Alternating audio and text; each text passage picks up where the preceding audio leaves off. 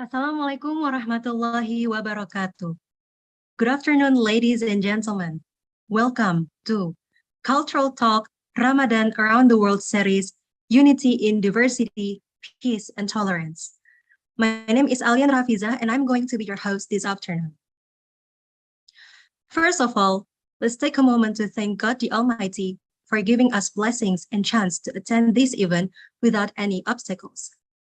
Praise and salutations may always be given to our Prophet Muhammad Sallallahu Alaihi Wasallam, the last messenger, who has guided us from the darkness to the lightness.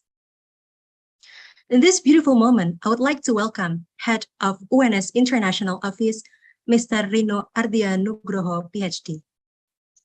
Vice Rector for Cooperation and Business Development in UNIKA Soegijapranata, Dr. Probo Nugrahedi, STP, MSc. Director of International Affairs and Cooperations Office in UNIKA Soegijapranata, Ms. Angelica Riandari, SSMA, PhD. Head of Office of International Affairs in UNISSULA, Ms. Riana Permatasari, MA, MPD. I would also like to welcome our speakers, Mr. M. Taufik Al-Makmun from English Department, UNS, Ms. Natasha Adelia Zahra from Faculty of Engineering, UNISSULA, Ms. Fatima Fadl Jumalutfala from Duras Primary Girls School, Bahrain, and warm greetings to all participants. Ladies and gentlemen, today's event is organized collaboratively by UNS, UNIKA Soegijapranata, and UNISSULA. In this event, we will talk about traditions and cultures during Ramadan worldwide. Exciting, isn't it? But before we start, please allow me to read several sequences of our agenda. First, opening. Second, welcoming speech by Head of UNS International Office. Third, photo session. Fourth, talk show. Fifth, discussions or Q&A. Sixth, exit ticket. Seventh, closing. Ladies and gentlemen, let's open today's event by reciting Basmalah. Bismillahirrahmanirrahim. Next agenda would be a welcoming speech by the Head of UNS International Office, Mr. Rino Ardianugroho, PhD. To Mr. Rino Ardianugroho, PhD, the platform is yours.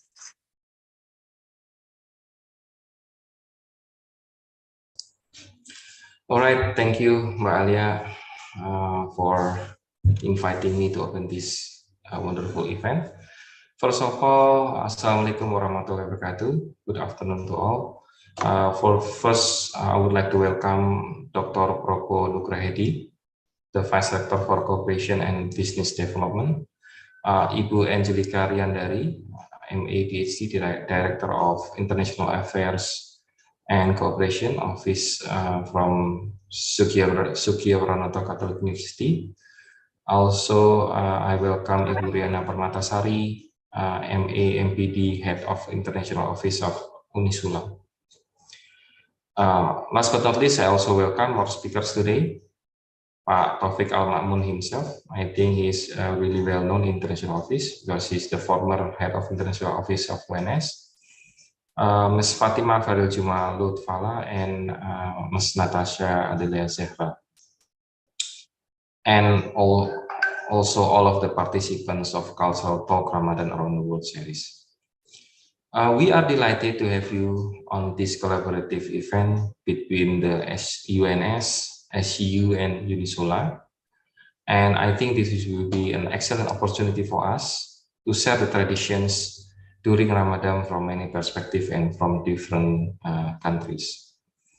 We hope that with this kind of event, we'll get a better understanding towards the diverse traditions from many parts of the world. And also, by having this kind of event, we believe that we can spread this peace and tolerance during this holy month.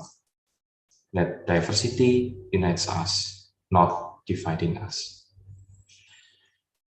Lastly, I want to thank you to SCU and UNISSULA for this fantastic collaboration. I hope that this is our first step to be towards more collaborative events in the future.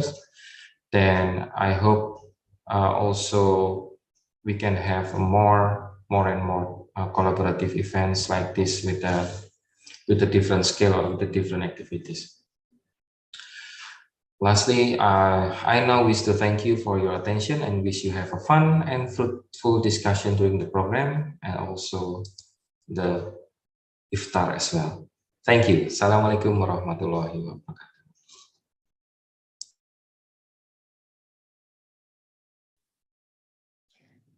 Thank you, Mr. Rino Ardian Nugroho, PhD, for your remark.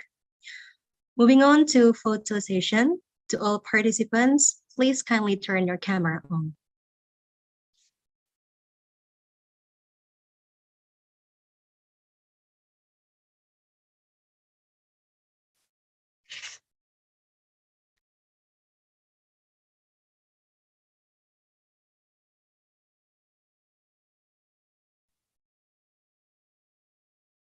Okay, on the count of 3.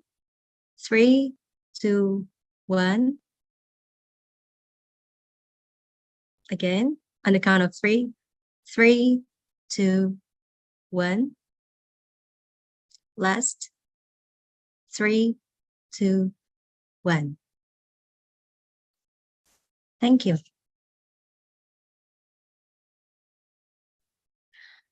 Ladies and gentlemen, as a friendly reminder, please fill in the presence form, which link you will find on chat box.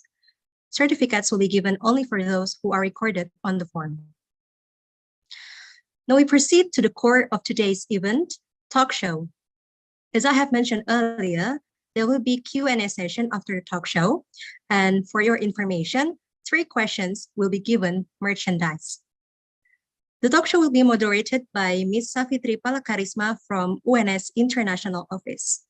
Without further ado, let's welcome our moderator, Ms. Safitri Palakarisma.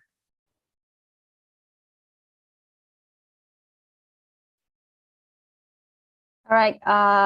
Thank you very much, Alia, for giving me the sessions.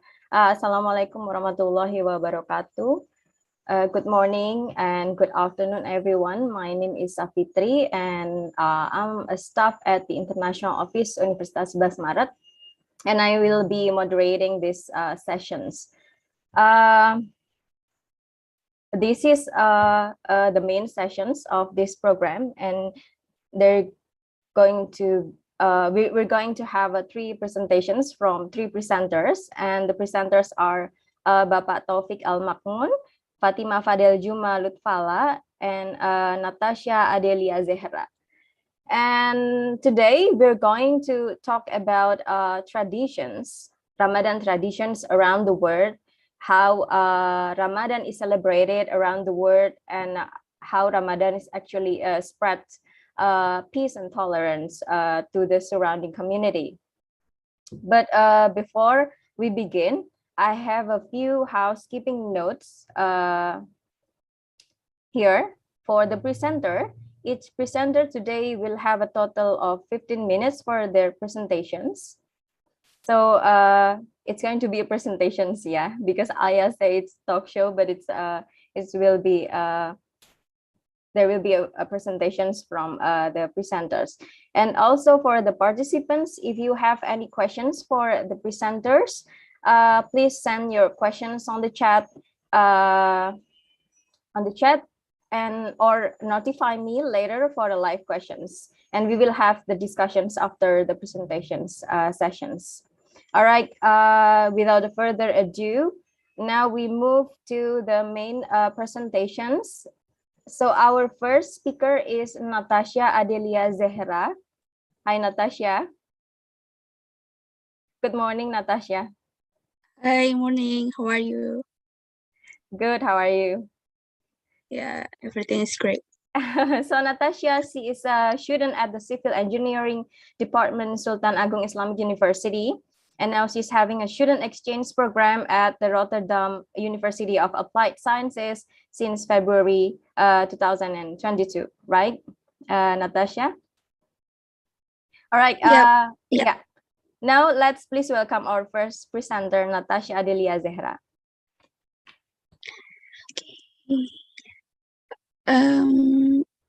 you like to help me to share the presentation? Yeah, so Indra, can you help Natasha to share the presentation?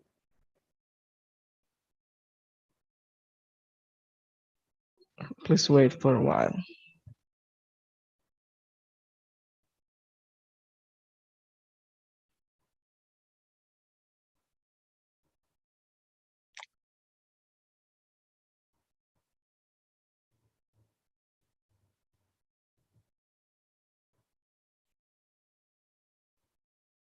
Yeah.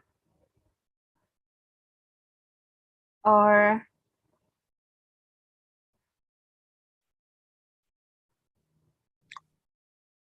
so please wait a minute. So Natasha, it's still morning in Rotterdam, right?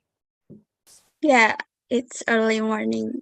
And it's going to be how many hours to fast there? 16 hours. Yeah, about 15 to 16, I guess. Yeah. And it's snowy like last week, right? In Utrecht, it was snowy a lot. Like Yeah, in right? Rotterdam it happened too, but it mixed with rain, so the snow is not too much, I Yes. guess. Okay. You have your presentations, so you may start. Okay. Okay. Thank you. Assalamualaikum warahmatullahi wabarakatuh. Hello. Good afternoon, everyone. How are you? I hope everything is great. And thank you for the opportunity.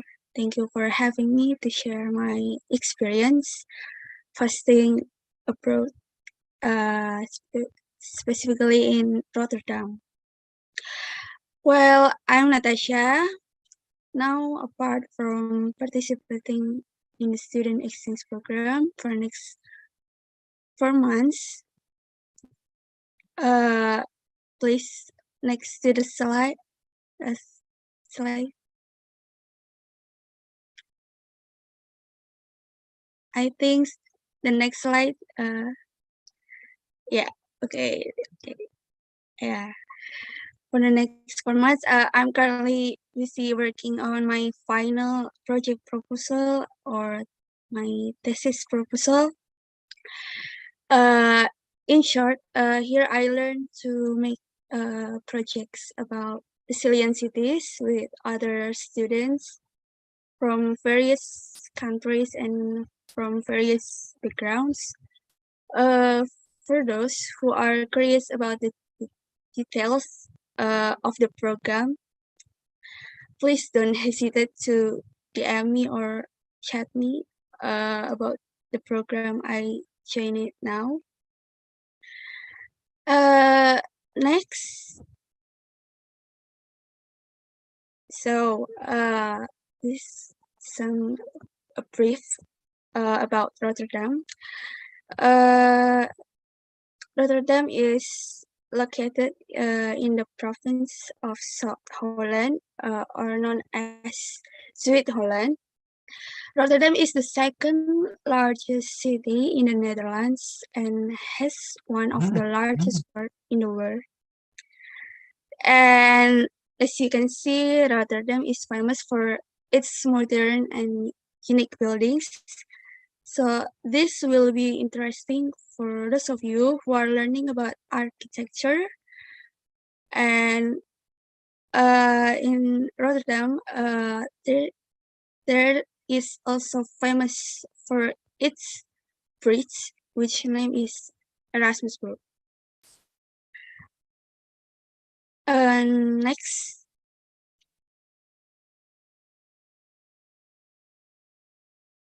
So yeah. So Islam in Rotterdam. As you can see in the diagram,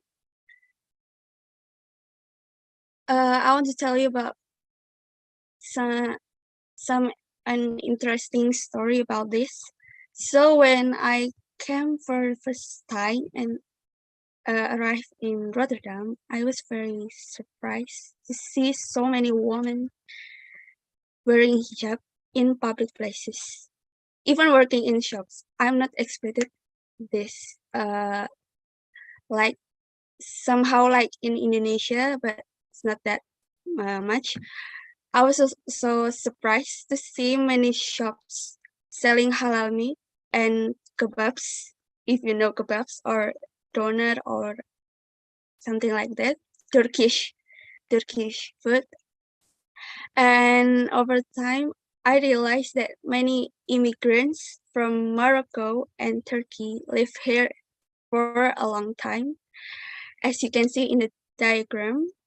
So I think that it makes sense. Even I have a friend from the same program. He's from he was born and raised in Dutch, but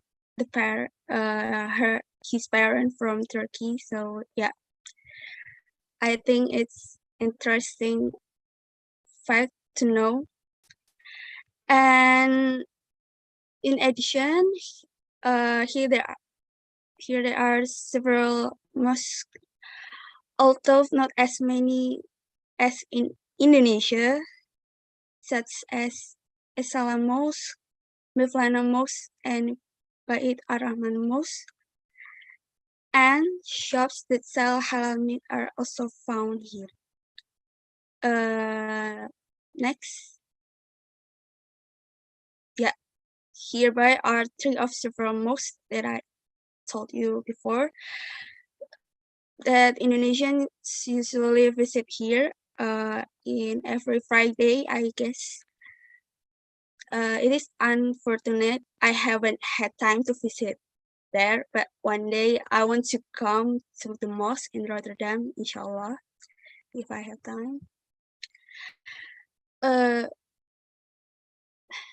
Next, please. So yeah, this about Ramadan in Rotterdam. First, I want to talk about time difference. The length of time for sure is different from in Indonesia.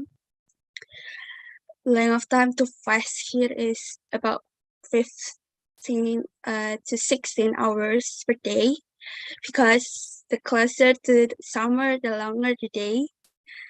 And for the culture difference or the struggle I have to do is like, first, unlike in Indonesia, here no one sells takjil on the streets, for sure. Of course, you have to provide or you have to cook your own iftar menu. And the second is there is no adhan. Yeah. And the last is sleeping hours are messy because the time for sahur is getting closer to iftar time.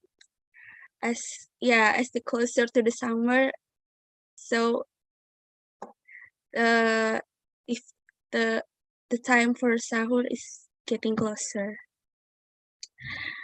And but from all this difference, all from struggle I have to do, one of the advantages of fasting in the Netherlands, I guess, is the weather, which this month is not too hot or dry, so that even if you are cycling while you are fasting, the air still feels fresh and doesn't make your body sweat too much, unlike in Semarang, I guess. In addition, as you can see, there is ISR. I don't know what is pronounced, but Indonesia Stitching Rotterdam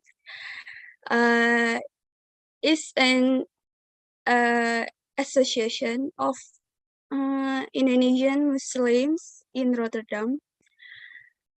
So during this month of Ramadan, they hold iftar event together, Maghrib and Tarawih praise together every Saturday night. So it doesn't feel too far compared to iftar with my family in Semarang, because many Indonesian people live here and they are so kind and open. Yeah, it's good to know that many Indonesian people live here, like new family and new like new acquaintance, I guess. Yeah. And next, okay, I think that's all. I don't think my material is inspiring or insightful, as this is also my first experience of visiting abroad, but I hope that this is still useful for anyone who wants to visit or even live in Netherlands some in the future. I don't know. But yeah, sorry if I have mistaken. That's all from me. Wassalamualaikum warahmatullahi wabarakatuh. Waalaikumsalam warahmatullahi wabarakatuh. Thank you, Natasha, for a very interesting presentation about Rotterdam. Well, now we know that actually your culture shock is the women in hijab, actually. Yeah. That is all around Rotterdam or all around the Netherlands, right? Yep. Yeah, because the Moroccan and the Turkish are everywhere. Yeah, it's true. Yeah. So hold your questions. You can share your question on the chat, because we will have the Q&A sessions after all the presenters present their stories. And thank you so much, Natasha. I heard you will have a class after this, right? Yeah. But I hope that you can still join us for the Q&A session. Yeah, I will. Yeah, I will. All right. Yeah. Okay, now we move to our second speaker, Bapak Taufik Al-Ma'mun. Good morning, Pak Taufik. All the way from Ohio. It's our time in Ohio. Right. Good morning, Mbak Safitri and everybody. Yeah. Well, Pak, I'm so excited because this is my first time seeing Pak Taufik after a very long time. So Pak Taufik is a lecturer at the English department of UNS. He is now residing in Ohio for a PhD program at the Bowling Green State University. And he has also lived in the Netherlands for pursuing his master's degree back in 2010. And Pak Taufik was my lecturer. And also he was my mentor as well at the International Office. So it's a very emotional time for me. Yeah, Pak Taufik. So I think without further ado, I will give you the sessions. Okay, thank you, Mbak Safitri and everybody. The representation from UNIKA Soegijapranata and also from UNISSULA and also from Universitas 11 Maret. Thank you for inviting me for this session. So I just got invitation from Mbak Safitri a couple weeks ago, and I said okay because I realized that it will be my sahur time. Yeah, so even though it's like 4:30 in the morning. Okay, so I would like to share about Ramadan in the US, especially in Bowling Green or in wider US, as far as I experience or what I know about US. So can I share the screen? Yeah, Pak Taufik, Indra, can you make Pak Taufik a co-host? Yeah, I think, yeah. Can you see my screen? Yep. Okay, so in today's talk, I would like to talk about Ramadan in the US, especially in the perspective of culture, that's happening during the Ramadan time. So I would like to begin with the statistic in the US that actually the population number of Muslim in the US has been growing steadily. Yeah, even though the statistic, if we would like to see in detail, could be found mostly in a big city in the US, like for example in New York, because I live like theoretically in the middle of nowhere in the Midwest in Ohio, which is actually a very wide state. The And I'm also not in a big city, even though I'm 1 hour from Detroit. So Detroit have like a better diversity, but in Bowling Green, even though it's only 1 hour from Bowling Green, from Detroit, it's not really that diverse. But the general trends throughout the United States, actually, the number of Muslim population is growing up compared, that's from Pew Research Centers, and then compare from the right that I just took it from Google. It's very easy to see the total population in the US. So we can see that it's only about 1% totally. But if we go to many big cities, actually Muslim can be really visible. So if some of you may aware, and I believe in Indonesia, it might be also on the news coverage that Muslims try to campaign and spread the peaceful Islam by having Tarawih, congregational Tarawih prayer at Times Square. So that's also part of maybe one of the viral things right now, especially in Muslim words. But in the US, what is being viral is Will Smith smacking Chris Rock, actually. Okay, so I cannot go. Okay. And then the number of mosques. So the number of Muslim houses. So I use the language from Pew Research exactly over there. So of worship in the US also has increased. So it is along with the number of the population of Muslim in the US, even though lately after Donald Trump, actually the number of Muslim population through immigration has not been increasing because of the immigration limitation in the last 5 years in the United States. But as we can see that the number of mosques are actually also growing because of the increasing number of Muslim population in the US. So on the picture is actually a mosque in Toledo, the Greater Toledo, actually in a small city called Petersburg, which is in the same county, which in the county where I live right now. So I could drive only 20 minutes from where I live to this mosque. So this one is the Islamic Center at Greater Toledo on the peak. So this is like a close mosque and very big, very huge mosque. Yeah. So and it's very close from where I live right now. And then I use the statistic of mosque because it shows like the center of Islamic activities. So even though I'm like in what do you call it, in the Midwest, which is not the big cities area of the United States, but we can still find a lot of Islamic centers or mosques in this area. So I just use the Google map just to give everybody a picture about how Islamic activities can be found in my area. So down there, on the gray area down there is actually Bowling Green. So that's where I live.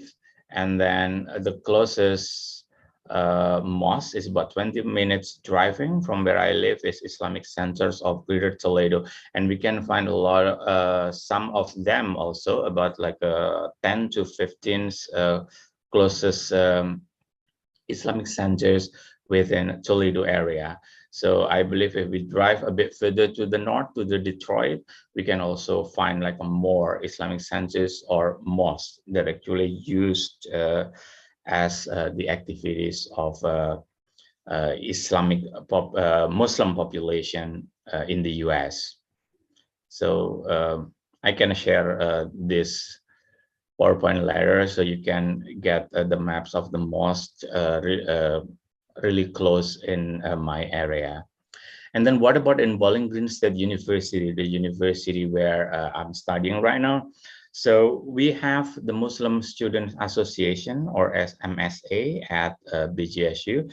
Even though the statistic or the number of Muslim students in BGSU is not really high comparing the major population of students at the BGSU, but yes, we have the student association. So we also have musola. So this is like where I could do like a daily prayer.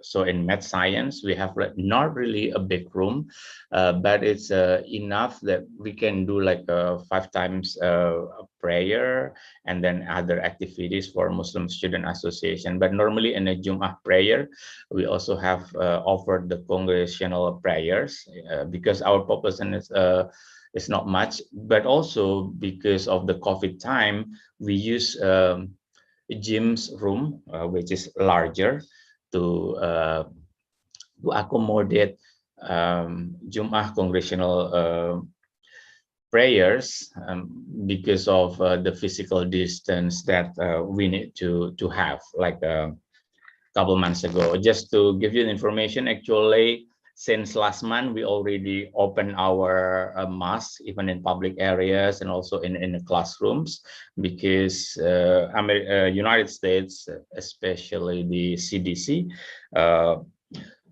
already announced that it's becoming endemic and no longer pandemic. So that's actually we already, have like a more like normal activities like back before the pandemic times. And then discussing about tolerance, what we have in the university is we also have the Division of Diversity and Belonging of BGSU, which is actually campaigning for the inclusion of many different groups, including minority.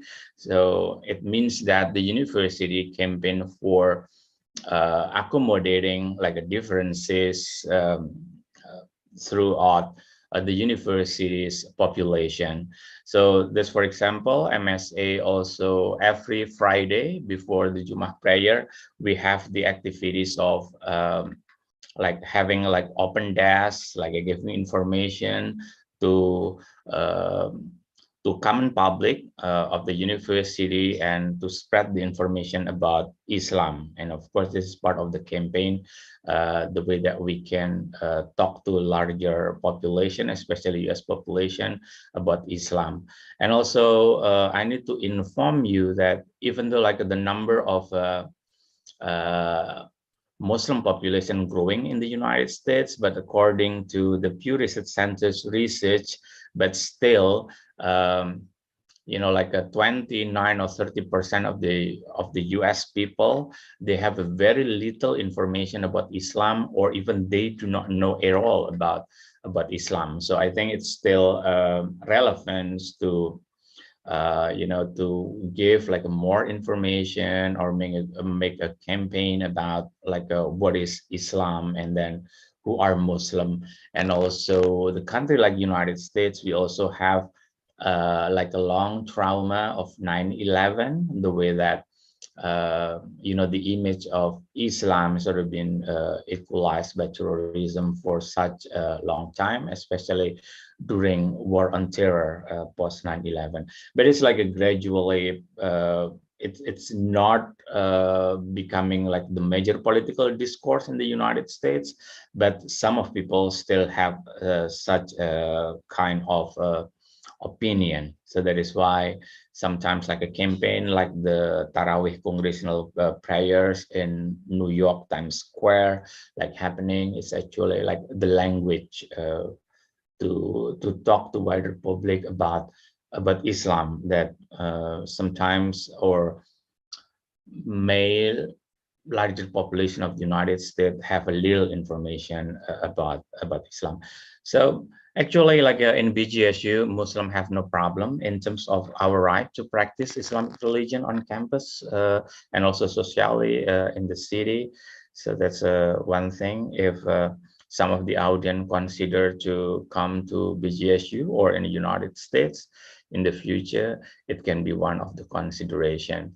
And then what about Ramadan in BGSU or in Ohio? So what we have, so that one is from the Facebook and also from Instagram account from the university. So we have like a warm welcoming, and then it's also part of the university to inform that for Muslim, it is like the holy months of Ramadan, and they even have like have very basic information about what is Ramadan, what happening for Muslim in Ramadan to the public of BGSU. So this is one of examples the way the international office, they call it International Program and Partnership Offices, like telling the information.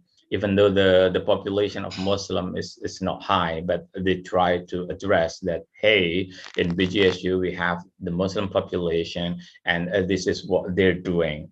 So that's also one thing that I have in class last night, that people asking, so what do you do fasting? And then what is that? What happened fasting? So this is becoming like a talk, because actually university also address it. So this is what we have. So we have congregational Tarawih prayer. We have a daily Khatira after Fajr prayer at our mosque. And then all for Iftar, we also have like a potluck if you like to join the community, or even like the Islamic Center, they also offers packages of food if we're like a need assistance on food. But of course, there is no collab vendors on the street. But we can cook at home. Or yes, the same thing about the foods. Because this is a very white culture in Ohio. That's also one of the things that I, for example, that very Japanese also in the way that I, embrace life. So sometimes that we need to deal with that. But there's like Indo food online store, so we can always like buy online and then cook it at home. So this is the example of the welcoming from MSA, from the Muslim Student Association. I think this is also part of and delivered by international office to the whole community in BGSU. So aside from the social media, but this coming through email, so meaning that every single student in BGSU will get this email. So everybody actually is aware about it, and then it's becoming like public talk, like during the early Ramadan, like these days, and then people keep asking if they know that they have like a Muslim folks within their circle. I believe that they will, hey, hi, do you really do that? And even because I live in Ohio, that not many people actually understand about it. Even some of them really at the first time hearing about this, that such fasting is really done by people. And it's also always like excited to have cultural exchange, yeah, especially when we do it. But it is like like something that really new for other people. And so this is part of the thing. So this is like the fact about fasting in Ohio today. So I use, this is my application that I use Athan application. So in this application, that's so actually it's good because it's spring, so it's not really like if it is happening in the summer. So it's about like I think how many hours? It's about 14 hours, yeah. So just different time comparing to Indonesia. So the suhur time ended until about 5:54 or 6 a.m. in the morning, and then we will have iftar time at 8 o'clock. So that's what will be happening. And then like the strange thing is that we have the Isha time at 9:30. So because we have commitment in our mosque, is always one juz for one night for the Tarawih congregational prayer. So we have like a really like a 1.5 hours only for the prayer. So we have it until 11. So normally we just sleep, and then we wake up again at especially me as 5 at 5 or 5:15, and then to have the sahur, and then do like the other day for the rest of the day. And then the temperature is actually below 10 centigrade, and we still have snow last week before Ramadan. But it's good because it's not really too dry, just like what happened in the Netherlands. So because we also on the northern hemisphere, so I think we share like almost the same weather, so the temperature, but it's good because it's not really too cold, because a couple of weeks ago it's always below 0 degree, and it was not good to get out because it's freaking freezing. But right now it's a bit better, even though it's still below 10 centigrade, but it's warmer, absolutely warmer comparing to and Ramadan Mubarak. I'm welcome to have like a question and answer session later on. Thank you. Assalamualaikum. Waalaikumsalam. Thank you very much, Pak Taufik, for the interesting presentations. And of course, it's the understanding of the American people, and also the culture of dialogue itself, that make the American people are open to many to the diversity itself, right, Pak Taufik? Right. Yeah. So that's why I mentioned the cultural talk, because of the information spread through the individual emails. Then it's trigger like a conversation about it. If they don't know, they try to ask, and it's good because we're like feel like being respected, even though actually only us who do the fasting. Right. And you know that the Tarawih prayer in the New York Times is actually viral in the Muslim world, but Will Smith slapped is viral everywhere. Right. All right. Thank you so much, Pak Taufik. And now we move to our third speaker. We have Fatima Fadel Juma Lutfala. Hi, Fatima. Hello, everyone. Assalamualaikum. Waalaikumsalam. Yeah, so Fatima is a teacher at the Duras Primary Girls School in Diras, Bahrain, the Persian Gulf. So without further ado, I will give the sessions to Fatima. Please welcome Fatima. Hello, everyone, and I'm gonna share my screen with you. I think you can see it now, right? Yeah, it's good. Okay, so hello, everyone. This is Fatima Fadel again and again, and I am from the Kingdom of Bahrain. Maybe a lot of you did not hear about my country, but it is located somewhere in the Middle East, near Saudi Arabia and the UAE. It's basically in the Persian Gulf. And this is, I tried to give you a glimpse to what it feels like to have Ramadan in my country. My country is, of course, a Muslim country, so the majority are Muslims. And we have a lot of people from different backgrounds, different religions, but they all live together during Ramadan, and they all feel the atmosphere of Ramadan. So what is the general atmosphere of Ramadan in Bahrain? Please watch this video. It's a short video, and it will show you what it feels like to have Ramadan since the old days up until now. Because as a family-oriented and very, very strong community, Ramadan is a chance for us to get closer to Allah, but also to our true identity as Muslims and as Bahrainis as well. So.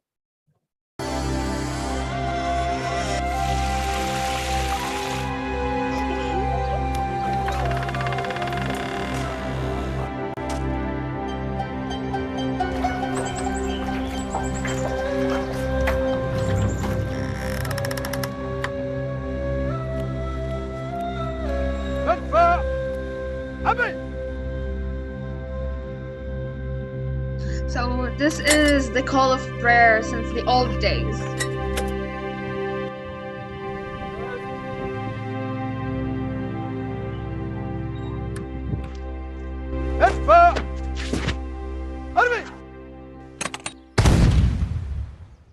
Allahu Akbar, Allahu Akbar. أكبر الله أكبر الله. And this is the old mosques in Bahrain. This is the design of the mosque. It's a very open area. And once they hear the midfa, what you just saw, they immediately go to the mosque, because in the old days they did not have speakers, so that was the way for them to know when to break their fast and when to go to the mosque. And this is what the mosque looks like from the inside. It's very open. And yeah, this is what we're trying to get back. We want to get back to our traditions. So this is one way of doing it. We still have midfast everywhere, basically closer to seas and closer to the forts, the cultural forts. And for me, this is what a regular Ramadan day feels like for the majority as well. And early in the morning, you have to go to work, school, so it's very busy, especially nowadays. Ramadan is actually during midterm and final exams. So we're trying to keep up with both sides. And then what comes after school and work, usually people go to read Quran together, especially women. They go in small gatherings in mosques and in houses to read Quran together. And it's also a time for us to just relax. It's a very quiet time. And we have a really busy time in the kitchen, the afternoon and noon, where people cook and have iftar later on during Maghrib. Then what is very, very special, it is the social gatherings after iftar. The social gatherings are so many and they are very different. I'm sorry for this. And the social gatherings, we call it ghabga.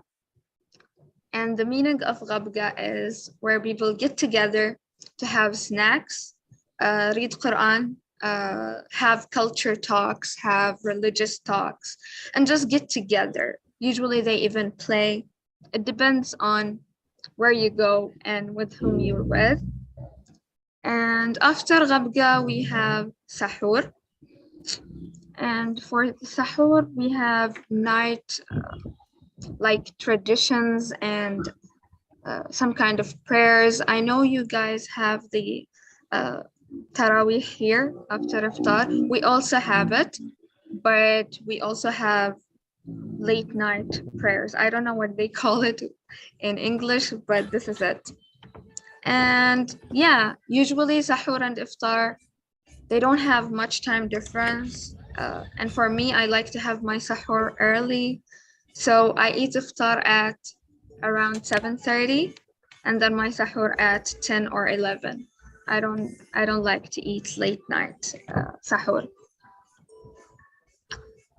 And this is another video. I'm not gonna play it all. I'm just gonna share some general stuff. So people usually get in Manama Souk. It's our capital, Manama city. And my country, by the way, is very small, very, very small. Very, very small. Where you go from the north to the south is like an hour and 30 minutes.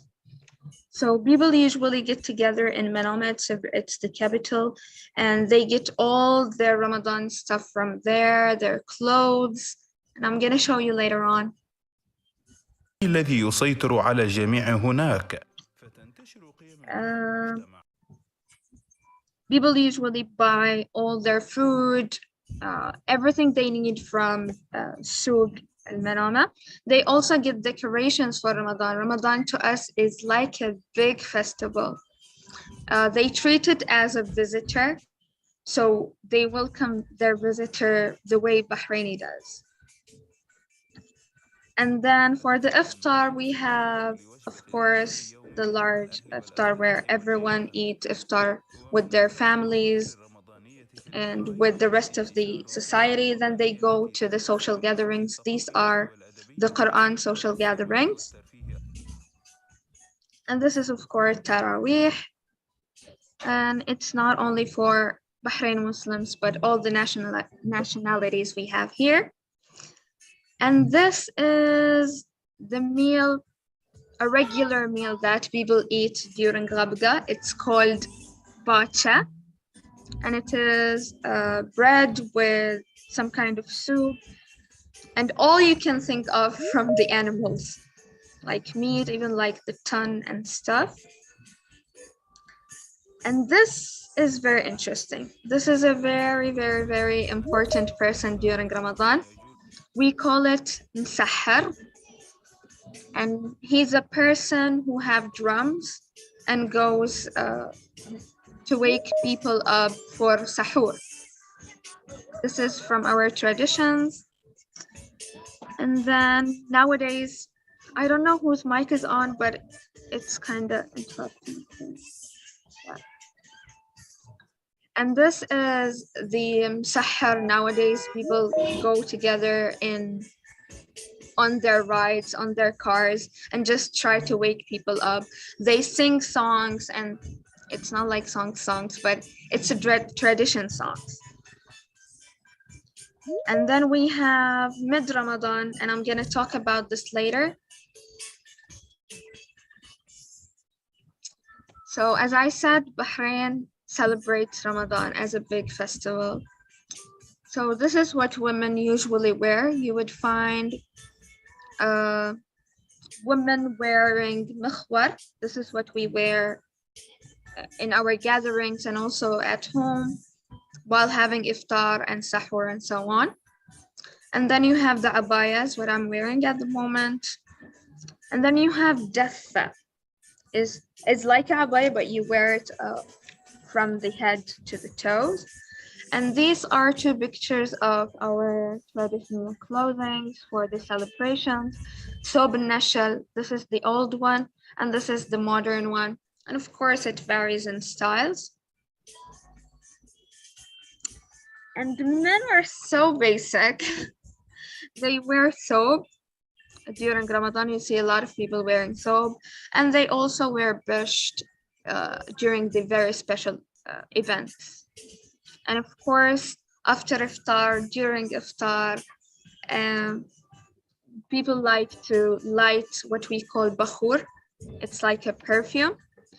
So most of the houses that you will smell something like a perfume 24/7, except during the iftar, the fasting time, the fasting hours. And of course, with oud, we like it. And this is the person who I told you about, Msahar, a man who wakes people up to have sahur. And people actually follow him. Some people follow him. They also join with him. They clap and sing along. And for the big festival we have before Eid, it's mid-Ramadan. We call it Nasfa. And it's like a Halloween for Muslims, where people from kids to grandpas, grandmas, everyone go from house to house to collect treats, food.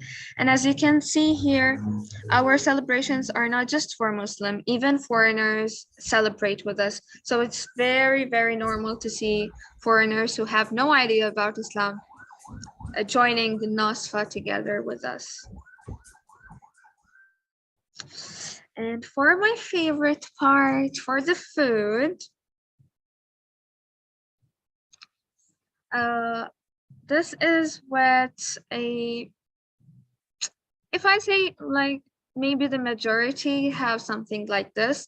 We like to eat on the floor, and we like to have sufra, what we call it sufra, and have all the plates and everything, all the dishes on it.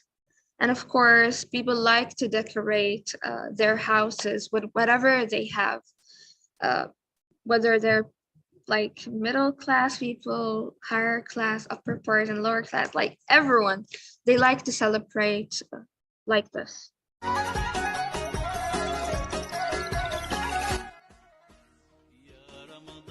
So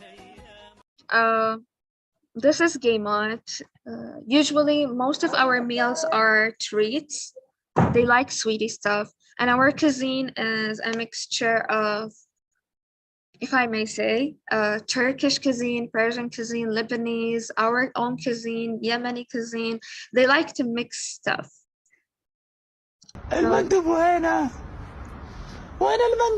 This is our rice. And these are what Ghabga food looks like. They come in small portions, but they're, you know, to have like a meal and just talk, do whatever. And these are some of the very, very, very special dishes. This is sarid, and it is bread with soup, vegetable soup, with meat or chicken or whatever, you name it. And we have rice and fish. My country is an island, so they like to eat fish a lot. And this is Gaymot. It's like a dessert. And of course, my favorite, sambusa, cheese sambusa, vegetable sambusa, whatever, you just stiff it and eat it. And this is haris. And these are some of the many, many dishes that we have during Ramadan. And now, before I end my session, I would like to invite you for a quick quizzes game to see who understood me or who knows well. I'm gonna send the link in the chat.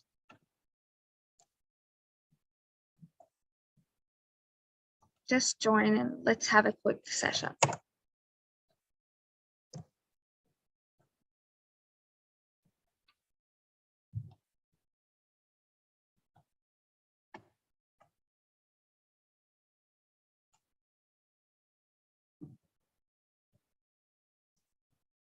I'll be waiting for you to join. Yalla, yalla, yalla.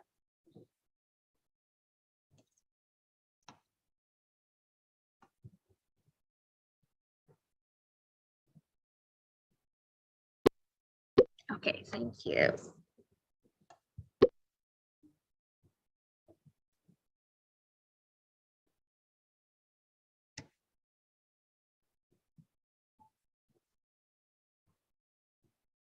I'll start in 20 seconds. Yalla. Okay.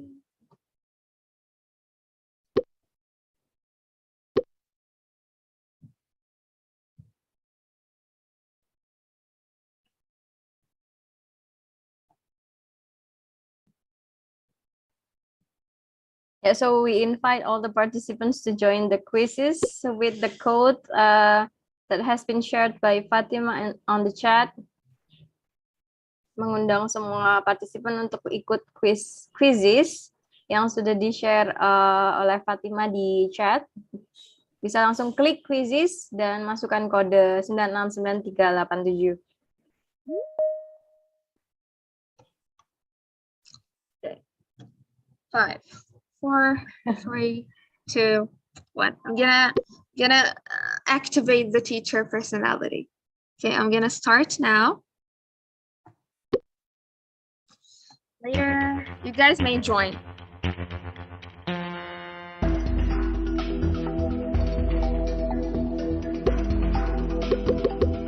Okay,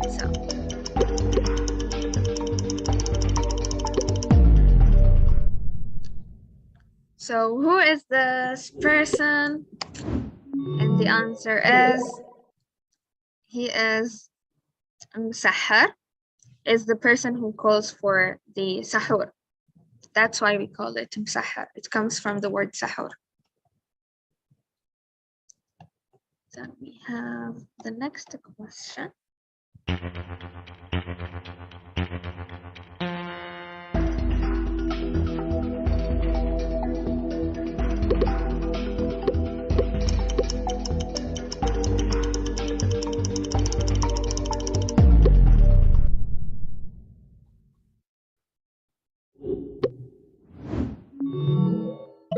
Okay, so right is on. Okay.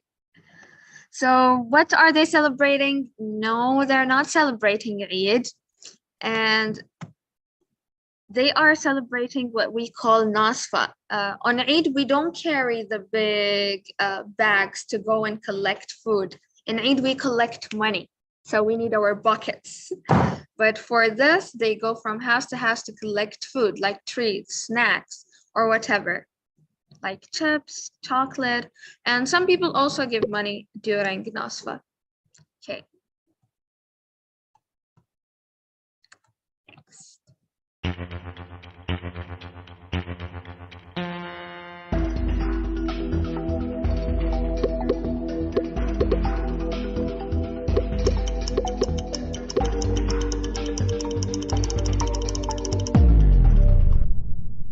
Okay. So what is she wearing? Okay, Abda is on. What is she wearing? Only two got it correctly. Yes, she is wearing dafa. It's the long thing. We don't call this hijab, to be honest. In my country, we call this scarf shela. So it is different from hijab. What Natasha? I don't know. Oh, sorry. The first speaker was wearing hijab, but this is shela. But we mean the long dress, so it's dafa. Okay, next.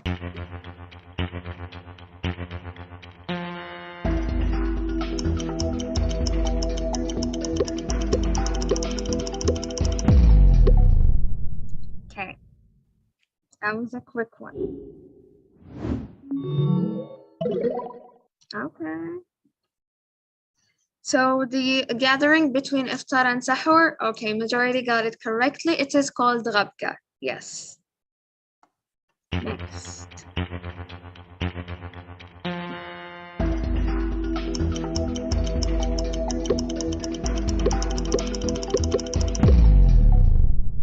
Okay. And what is this?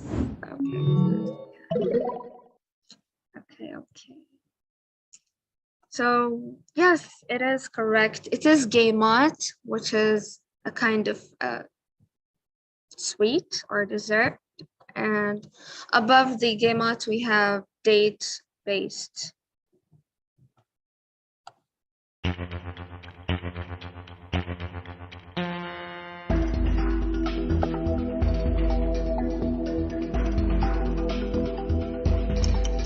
Okay, this is a tricky one. I did not talk about this a lot. Okay, let's see.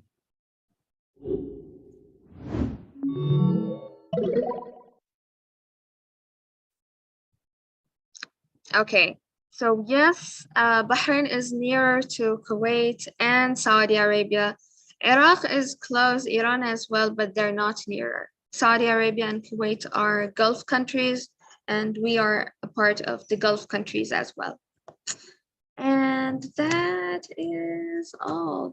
So I think A is the winner. So Bright, Abdu, and A, well done and good try, the rest of you. Well done. And I think that brings me to the end of my presentation. Thank you all and Ramadan Kareem. Thank you, Fatima. It was fun, the sessions, and congratulations for the first winner. Well, it's very interesting because you show us a lot of traditions and cultures in Bahrain. Yeah, how the souk is crowded, how people eat many kinds of food, because you have a lot of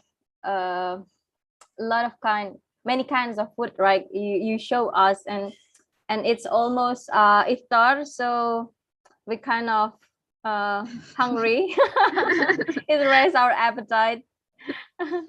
All right, thank you once again, Fatima, for the sharing. And now we come to to the question and answer sessions, the discussion sessions. But we already have several questions in the chat here. But I will inform you that Natasha is right now having her class, so she cannot be able to join us for the Q&A sessions. So for the questions directed to Natasha, we will try to discuss this together here with Pak Taufik and also Fatima. Okay, the first questions is from Mas Rio. So how is your foreign friends' reactions or curiosity knowing that you observe Ramadan fasting? Are they surprised? If this question is probably directed to Natasha, but I think Pak Taufik, as a foreign students, from the perspective of foreign students in the United States, how is your experience, Pak Taufik, when your friends, the people there know that you're fasting? Are they surprised about that? Yeah, actually, some students actually surprises about that because it's not part of, like their community or experience. And I talked to somebody coming from Finley last night in one of my class session about it, whether that people can do it. Even they don't know about the lunar calendar too, because when we explain about that, from times to times, year to year, like the Ramadan is like happening in a different time. So just like in the northern hemisphere, it really matters when it happens in summer, because the duration of the daylight will be much longer. So that's it's an interesting thought, and especially when but for like other international students coming from, even though they are not Muslim, but if they coming from the area that they have Muslim population, like for example Indian, even though they don't fasting, but they actually have like a knowledge about it, and they know about it. So yeah, it's really interesting topic, especially like some of them really heard it for the first time. So you're becoming like a resourceful person, and this also time like feel like being able to explain something part of your cultures, like you practice it not on your own land, and it's becoming something like interesting. Yeah, but they really respect what we're doing. So that's one thing that we need to acknowledge the curiosity, and they really want to know about it. Yeah, and Pak Suprapto here asked to Pak Taufik, how many hours in total is fasting in Ohio now? Right now it's from roughly from 6 to 8, so it's about 14. 14 hours, because it's spring. Yeah, it's spring, so it's like a really lucky year for Muslim in the northern hemisphere. Yeah, it will be like a shorten if it happened on December, because the solstice, because the night is like the longest in December, so the daytime is really shortened. So that's the rotation. So I believe like in the next like a 5 or 6 years, it's gonna be on the shortest day. Yeah, we hope to be able to be in the United States for Ramadan 5 years. In 5 years in the future. Okay, so maybe same questions, almost same questions to Fatima. How is the reactions or the response to the people who is not Muslims in Bahrain about Ramadan? How they respond to Ramadan, and how they interact with Muslim during Ramadan? Actually, a lot of them participate in Ramadan with us in a way or another. They either try to fast with us, or they visit the cultural or the religious celebrations along with the along with the other Muslims here, they really respect it. I wouldn't say, I don't think actually that a lot of people face issues here in Bahrain. Whether they're Muslims or not, they just live peacefully. Yeah, and they also join the celebration. You would see them like wearing our traditional clothing and going from place to another, especially during Nasfa. I observe them a lot. Even so, I live in a really small village. It's not a tourist attraction or anything, but we see them. Yeah. Yeah. All right. Yeah. Next questions coming from Mohammed Mahmud Mohammed Imlesh. Probably it's almost the same with this previous questions. How was your experience with your friend for the first time? How did you react to new people, different languages, and different country? Well, Pak Taufik, maybe you want to respond to this? Sure. Yeah, actually, it's like when we're like moving to a new place, I think it's becoming issue that's this one thing is one that we need to do is like interact with new people and then you know, try to make friendship. And you know, like in a diverse cultures, one thing that we will experience is actually respecting each other, understanding each other, because we cannot like force people to know us like the way we are or our culture. So what we need to do is like a new space with a different culture is just, you know, like the way that we can live together is like understanding to each other, because otherwise there will be a lot of misunderstanding. Yeah. So that's, I think, what we need to do. Different language for sure, because English right now is becoming one of the bridge. Yeah, so we can communicate to each other.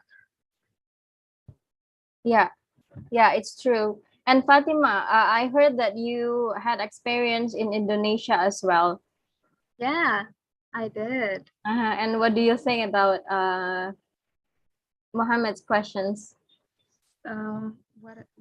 How do you react to how did you react to new people, different languages and different country?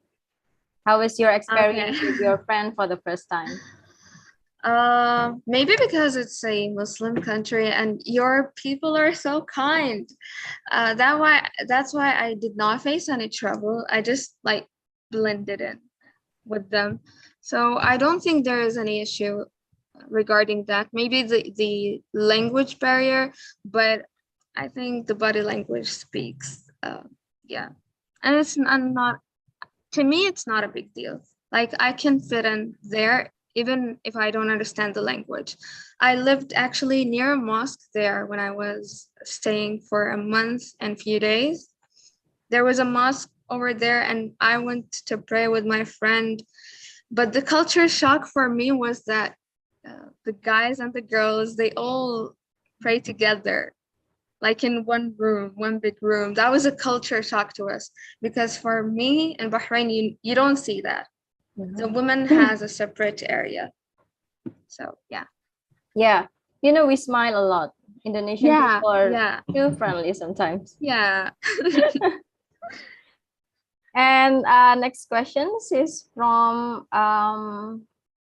I see a questions from Zahra to Pak Taufik. Does the Muslim immigrant in the United States maintain their home traditions during Ramadan, Pak Taufik? Yeah, I think so. As I came to the, not really a family, but what is it, like a visiting the Islamic Center in Greater Toledo, and I could see that actually there, like the centers, like many Muslims that actually, you know, like the second or the third generation of immigrants, they try to send their kids to that school, like Islamic school. So I think that's the way they maintain, because and they still can connect with other, you know, like the Muslim cultures. And then the other thing is they also have right now the tradition of we call it takjil, right, in Indonesia. So they also offer that. So they have like distributing like a dates or food on the iftar times. But in my area specifically, they are not in Bowling Green. It's like a really like a white culture. So normally like if those like immigrant, normally they live in bigger city. Like the closer one, like 30 minutes from Bowling Green, is in Toledo, that we can find like a more diverse like immigrants, or even in Detroit, that 1 hour from my city. So that's yes, if the question is whether they maintain. So one of the thing is like they have built the school, yeah, build the mosque, so it's becoming the center. So normally they can live and they can accommodate like a immigrant, or for example in this case it's a Muslim family. But that's what I could see the trends in general, that immigrant in the United States normally they have like the clusters of community, like they have Chinatown, for example. I live in New York like 13 years ago, so I could see like, for example, Little Italy, like where the Italian community living together. They have the resources like food and so on. The Chinatown, Little Odyssey, like for the Russian communities. So there are like some kind of clusters, or even Black people living in a certain areas, yeah, because of the community. And then that's what happened in general, the trend in the United States culturally, that like maintaining the heritage through by having community of like a similar identity. I think is part of the way that they build community here. Yeah, yeah, of course, like that. But do you think having or cultivating that culture of Ramadan, or their culture from their home country, diminish or enhance their American cultural citizenships, Pak Taufik? Yeah, actually, it depends actually, because I cannot like generalize the trends, because like in the area, like for example, like New York, I believe that there will be like a more practices, and then what is it, like easier to to have like the community, because of not only um, the diversity itself, but also the number of population, also the number of the community members, so they can practice it more. But in the area, like for example in Ohio, so normally we created centers, so like one centers that it will accommodate like the enclaves surrounding areas. So that's what happened. But whether it is like a diminish their American citizenship, but in terms of regulation, the limitation actually happening during Donald Trump, especially for the immigrants to come, because America has already been using the limitation or quota in terms of immigration, but coming from certain countries was actually happening after 9/11, yeah, and then it was already been repealed by Obama administration, but then again being used during the Trump administration, and right now it's a kind of like whether they would like to open or close. But right now the war in Ukraine is actually attracting like a more like attention politically, yeah. So hopefully like they according to the Pew Research Centers that I read, the number of population in the last 5 years is no longer by the number of immigrants. So I think the trend is also related to the policy. But whether or not local people is actually treating them badly is also depends on the location, and also the experience of the local people, yeah, politically, yeah. Yeah. All right. Thank you, Pak Taufik. And next questions from Mohammed. Do you have customs and traditions different from the rest of the Arabian countries? Okay, I think this question is directed to Fatima. Well, yes, we do, and no, we don't. I mean, our identity as Arab Muslims are kind of the same, very similar, but to me, you know Bahraini when you see one, you know Saudi when you see one, you know Emirati when you see one. It's like maybe some traditions, yes, some people are known for these traditions more than the others. And this is what it is like in Bahrain. I can name like what I showed you, the mid-Ramadan festival. We call it Nasfa. Other countries, they don't call it Nasfa. They call it Girga'un. And we celebrate it twice during Sha'ban and also in Ramadan. But the other countries, they just celebrate it in Ramadan. Part of Saudi Arabia celebrated with us as well, but for the rest of Arab countries, they don't. So yeah. Yeah, well, basically, the Arabian cultures are almost the same, but you have only similar difference in names, right? Names, and I would say cuisines. The way cuisines, clothes. We have like our own traditional clothings, and same for the rest. And even with the dialects, although Bahrain is very small, but we have more than 70 dialects. And I think for Algerian people, even if they speak Arabic, I may not understand them unless they spoke the formal Arabic, of course, the standard Arabic. Yeah. I heard about that Arabic accents are different in every area, right? And I hope it answers Muhammad's questions about the traditions other than Arabian traditions. Yeah. And next questions from Fatima to Pak Taufik. Maybe you want to have a live questions with Pak Taufik, Fatima? Yeah, it's just like, what is something that you face like on a Ramadan basis? Like other than people not knowing about Ramadan. I know like you live in America, that's itself is a challenge. But what other than that? Yeah, so actually like in general, actually as a Muslim, we have like a 5-time prayers, the schedule over here.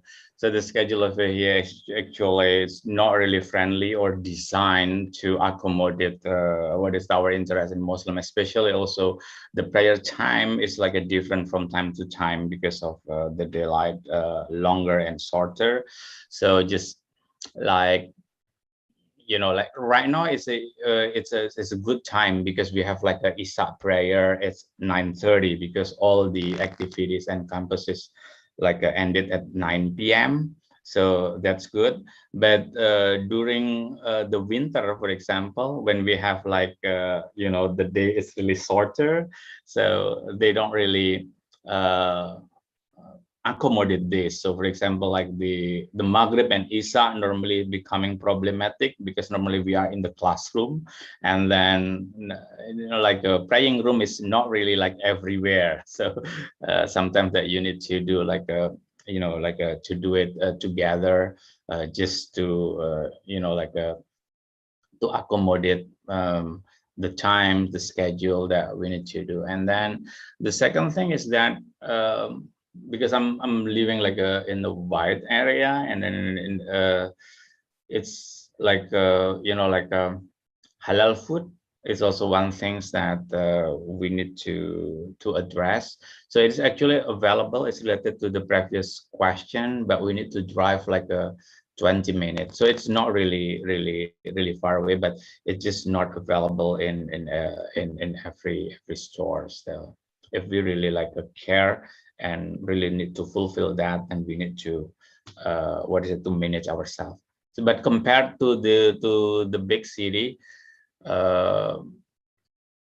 that's like like Middle Eastern restaurant is very easy to get like in most like a big city because of the the community over there. But like in a smaller city, normally we need to go like out of town. Yeah, but it's a good thing is that, you know, the highway over here is also very, you know, very accommodating. If we do our own driving, that's not really a big deal actually. Yeah, I hope it answers your question, Fatima. It does. Yeah. Thank you. Yeah, I think that is the last questions for today. I think we have covered all the questions. And so that this is the end of the discussion sessions. And it's almost iftar time. So we will give more time to the Indonesian people to prepare for their iftar, right? So to wrap up, so from the presentations and the discussions, we see the diversity, the variety of the Ramadan traditions in many parts of the world, especially in Bahrain, where Bahrainian people have a very unique and also a very traditional way in celebrating Ramadan. And also in the United States and also in the Netherlands, from the perspective of an international students, how they face it, the challenge of being foreigners, Muslims in a Western country. And it, of course, it's a very interesting experience because they can share a better understanding about Islam, but also there are many other challenges that they face during their stay in the States and also in the Netherlands. I would like to thank to all our presenters today, Pak Taufik, Fatima, and also Natasha. Thank you for joining us today. And also, I would like to thank my colleague from UNIKA and also UNISSULA for their very amazing cooperations to make this cultural talk come true today. Mbak Bella and also Mas Rio, thank you so much. Mbak Bella and Mas Rio, can you show up? Thank you so much, Safitri, for great collaboration. Thank you, Mas Rio. Yeah, this is Mbak Bella from UNIKA and also Mas Thank Rio you, from Kak Rino, UNISSULA. Puriana. Yeah. All right. And I think this is the end of our sessions. And all right, I will give the session back to Alia. Thank you, Alia. Wassalamualaikum warahmatullahi wabarakatuh.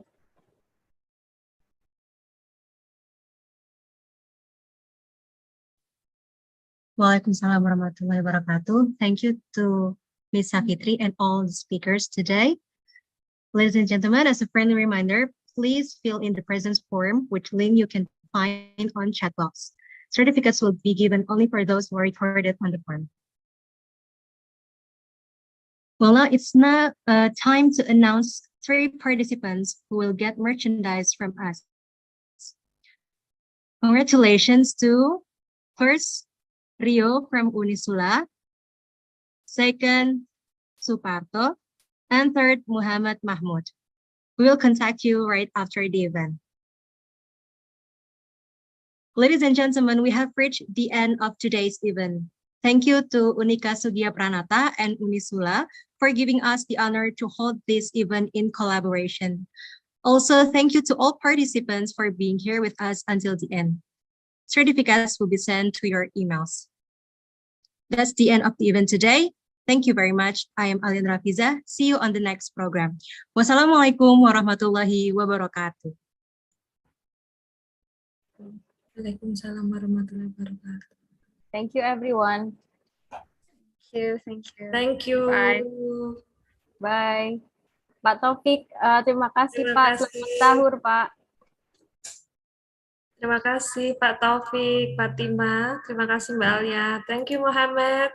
Terima Terima kasih Mas kasih Pak Rio. Taufik dan Terima Fatima. kasih Pak Thank you Suparto. everyone. Thank you Nevi Jihan, Rizky Adi, Aliciano.